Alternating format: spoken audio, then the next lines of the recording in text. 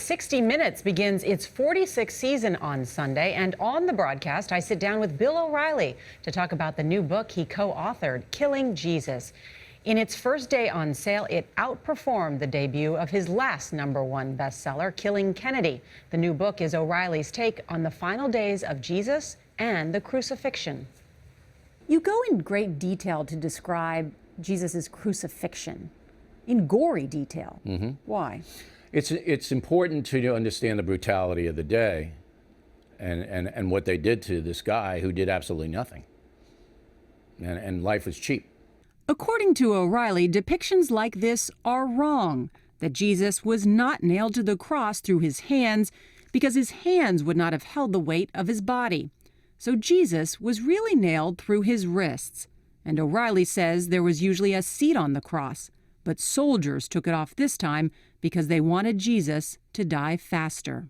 They didn't want the folks seeing him on there. They thought there was going to be big trouble if they saw him there.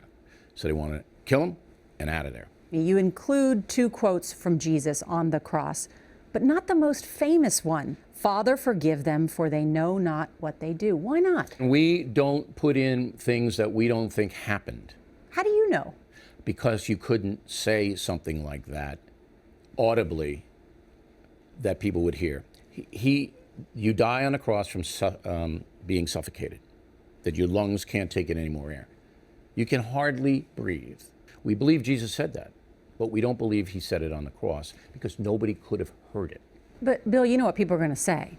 The Bible says that Jesus said on the cross, Father, forgive them, but Bill O'Reilly says that's not true. So I should believe Bill. But you believe what you want. If you want to take the Bible literally, then that's your right to do that. But you use as your sources for this book the Gospels of Matthew, Mark, Luke, and John, but you pick and choose. Right, but that's not our only source. I mean, we use Muslim sources, we use Roman sources, we use Jewish sources. So is this the Gospel according to Bill? This is best available evidence according to Bill. We believe that the oral history in the Bible is largely accurate, but we're not taking it literally. So this is now his 3rd bestseller history book. He was once a history teacher, but there's something about the brand of Bill O'Reilly that sells. But this book will be controversial. Yeah. He writes it with a co-author who does a lot of the good research for him. He does. He has a co-author who does all the research, and then Riley says he takes that in narrative form but rewrites it in what he calls these are fast-paced thrillers.